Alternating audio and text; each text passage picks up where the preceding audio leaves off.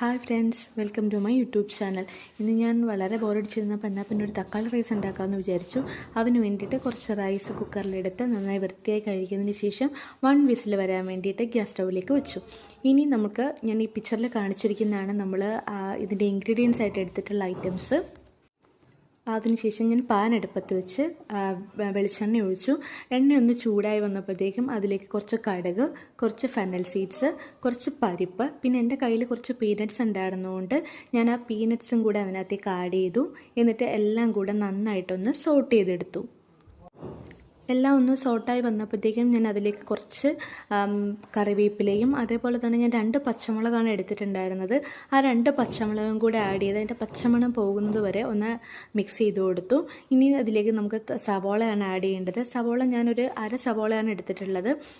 അതിൻ്റെ ഒപ്പം തന്നെ 2 ചെറിയ തക്കാളിയാണ് എടുത്തിട്ടുണ്ടായിരുന്നത്. ഈ സവോളയും പീനട്ടും എല്ലാം കൂടെ നല്ലോണം ഒന്ന് മിക്സ് ചെയ്ത് കൊടുക്കുക. അതിനുശേഷം അതിനകത്തേക്ക് നമ്മൾ കുറച്ച് ഉപ്പ് ആഡ് ചെയ്തിട്ട് എല്ലാം കൂടെ നല്ലോണം മിക്സ് ചെയ്യുക. കുറച്ച് ഇഞ്ചി വെളുത്തുള്ളി പേസ്റ്റും കൂടെ ഞാൻ ആഡ് ചെയ്തിട്ടുണ്ട്. എല്ലാം ഒന്ന് മിക്സ് ചെയ്ത് ഒന്ന് വഴണ്ട് വരുമ്പോഴത്തേക്കും നമ്മൾ ഇതിനകത്തേക്ക് മസാലകൾ ആഡ് ചെയ്യണം. ഞാനിതിൽ കുറച്ച് മഞ്ഞൾപ്പൊടി, കുറച്ച് മുളക് പൊടി, കുറച്ച് ഗരം മസാല, ഇത്രയാണ് ഞാൻ മസാലയായിട്ട് ആഡ് ചെയ്തിട്ടുള്ളത്. എരിവിനനുസരിച്ച് നിങ്ങൾക്ക് മുളക് പൊടി കൂട്ടിയെടുക്കാം.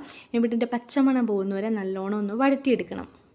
അതിനുശേഷം നമ്മൾ അരിഞ്ഞു വെച്ചിരിക്കുന്ന തക്കാളി ഇതിലേക്ക് ഇടുക. തക്കാളിയും കൂടി ഇട്ട് നല്ലോണം മിക്സ് ചെയ്തെടുക്കുക. മിക്സ് ചെയ്തെടുത്ത് തക്കാളി ഒന്ന് വഴണ്ട് വരുമ്പോൾ ഇന്ന പാകത്തിനാകുമ്പോഴത്തേക്കും നമ്മളിതിലേക്ക് കുറച്ച് വെള്ളം ഒഴിച്ചിട്ട് ഈ മിക്സിനെ ഒന്ന് മൂടി വെച്ച് വേവിക്കണം.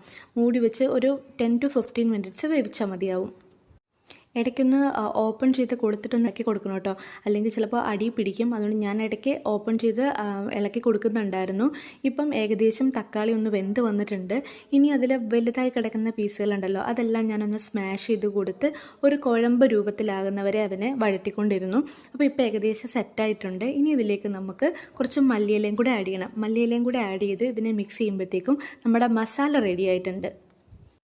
ഇനി ഇതിലേക്ക് ആഡ് ചെയ്യേണ്ടത് നമ്മൾ ഓൾറെഡി വേവിച്ച് വെച്ചിട്ടുള്ള റൈസ് ഉണ്ടല്ലോ, ആ റൈസ് നമുക്ക് ഇതിനകത്തേക്ക് ആഡ് ചെയ്ത് കൊടുക്കാം. എത്രയാണോ ആ മസാല ഉള്ളത് അതിന് ആവശ്യത്തിനുള്ള റൈസ് നമുക്ക് ആഡ് ചെയ്യാം. ഞാൻ ആദ്യം കുറച്ച് റൈസ് ആഡ് ചെയ്ത് കൊടുത്തു. അപ്പോൾ കുറച്ചുകൂടെ മസാല മുന്നിലേക്ക് നിൽക്കുന്നതുകൊണ്ട് ഞാൻ ഒന്നുകൂടെ കുറച്ചുകൂടെ റൈസ് ആഡ് ചെയ്ത് കൊടുത്തിട്ടുണ്ടായിരുന്നു.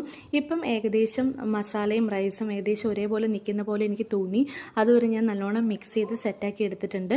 ഇപ്പം നമ്മുടെ റൈസ് റെഡി ആയിട്ടുണ്ട്. വളരെ സിമ്പിളാണ്, വളരെ നമുക്ക് എളുപ്പത്തിൽ ചെയ്തെടുക്കാൻ പറ്റും.